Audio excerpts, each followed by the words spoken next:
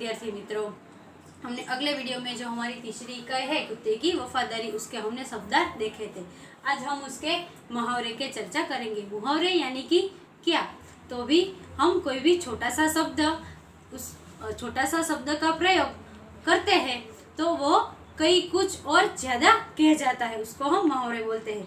कुछ ज्यादा कहने के लिए उसको हम छोटे से शब्द में या छोटे से वाक्य में बोलते हैं तो उसको हम मुहावरे बोलते हैं। तो यहाँ पे मैंने कुछ मुहावरे लिखे हैं, तो हम लोग पहले मुहावरे, फिर उसका अर्थ देखेंगे और फिर उसका वाक्य भी बनाएंगे और वाक्य का प्रयोग करेंगे। वाक्य का प्रयोग जो भी है वो आपको अपने तरह से लिखना है, मैं सिर्फ बोलूँगी ही। यहाँ पे हमें सिर्फ मुहावरे और उसका अर्थ ही दिए गए हैं, लेकिन हम लोग अपनी तरह से उसको वाक्य में प्रयोग भी करेंगे। मुहावरा यानी कि जो भी कोई भी हमें कुछ भी कहना हो तो उसको ज़्यादा नहीं, उसको थोड़े में कहने के लिए हम लोग मुहावरे का प्रयोग करते हैं। हमारा पहला है कि हृदय हिला देना। क्या है? हृदय हिला देना यानी कि हृदय को द्रवित कर देना। उसका अर्थ क्या होता है? हृदय को द्रवित कर देना यानी कि हमें कोई भी चीज हुई हो या कोई भी हमारे साथ हुआ हो तो उसको हम लोग दिल से, हमें कुछ लगे तो उसको हमें दिल में चुभता है, हमें दिल में दुख होता है तो उसको बोलते हैं हृदय को द्रवित कर देना। तो उसका वाक्य होता है कि हम उसका वाक्य में प्रयोग क्या कर सकते हैं, तो कि शहीदों की ये कहानियाँ हमारे हृदय को हिला देने वाली होती है। जो शहीद होते हैं उनकी कहानियाँ होती है वो हमको, हमारे हृदय को हिला देने वाली होती है। फिर दूसरा है हमारा कि 9-2-11 होना। 9-2-11 होना यानी कि भाग जाना। उसका अर्थ क्या होता है? भाग जाना। तो हम उसका वाक्य क्या प्रयोग करेंगे, तो कि पुलिस के आने से पहले ही अपराधी 9-2-11 हो गए। पुलिस के आने से पहले ही अपराधी 9-2-11 हो गए। फिर तीसरा है मार खाना। क्या है? मार खा जाना। मार खा जाना यानी कि कोई हमें पीटता है ऐसा नहीं। मार खा जाना का अर्थ होता है नुकसान होना।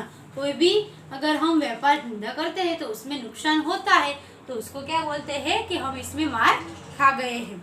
तो उसका वाक्य होता है कि सूखे के कारण किसानों को बहुत मार खानी पड़ी। सूखे के कारण किसानों को बहुत मार खानी पड़ी। फिर हमारा है हक्का बक्का रह जाना। हक्का बक्का रह जाना यानी कि चकित हो जाना। क्या है उसका अर्थ? चकित हो जाना। तो उसका वाक्य हम प्रयोग करते हैं कि लड़के की स्मरण शक्ति देखकर शिक्षक हक्का बक्का रह गए। अगर हम कुछ ऐसा देखते हैं जिससे हमें नवाई लगती है तो उसको हम क्या बोलते हैं? हक्का बक्का रह जाना। फिर है फूटी कौड़ी न होना। क्या है? फूटी कौड़ी न होना यानी कि अत्यंत गरीब होना। उसके पास कुछ भी नहीं बचना। जिसके पास खाने के लिए भी कुछ नहीं होता या घर में भी कुछ नहीं होता तो उसको क्या बोलते हैं? अत्यंत गरीब यानी कि फूटी कौड़ी भी न होना। तो उसका हम वाक्य में प्रयोग करेंगे कि लड़का मिठाई कैसे लेता? उसके पास तो फूटी कौड़ी भी नहीं थी। फिर अगला है हमारा आव देखा न ताव। क्या है? आव देखा न ताव यानी कि उसका अर्थ होता है बिना सोचे समझे काम करना। कुछ देखना नहीं, समझना नहीं और सोचे समझ के बिना ही कुछ काम करना, तो उसको बोलते हैं आव देखा न ताव देखा। तो उसका अर्थ हम वाक्य में प्रयोग क्या कर सकते हैं? आव देखा न ताव देखा, तो कि सेठ जी ने आव देखा न ताव देखा और गरीब किसान पर गोली चला दी।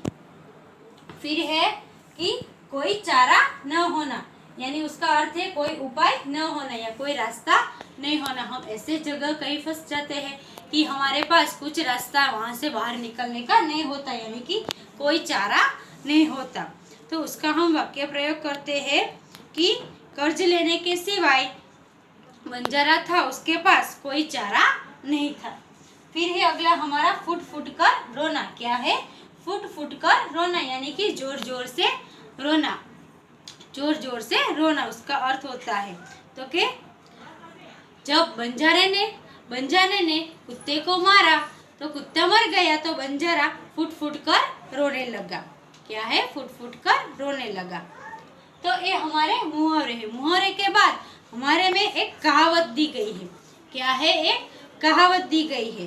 तो कहावत क्या है कि अब पछताए होत क्या जब चिड़िया चुग गई खेत। कहावत क्या है कि अब पछताए होत क्या जब चिड़िया चुग गई खेत।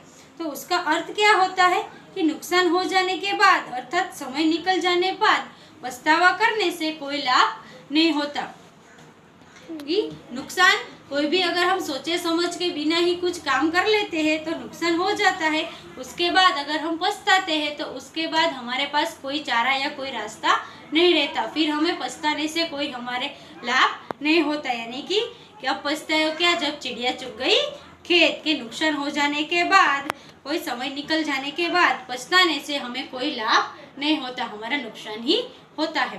तो ये जो मैंने यहाँ पे मुहावरे और एक कहावत जो आपको समझाई, वो कहावत और मुहावरे हैं वो आपको अपनी नोटबुक में लिखने हैं। Thank you.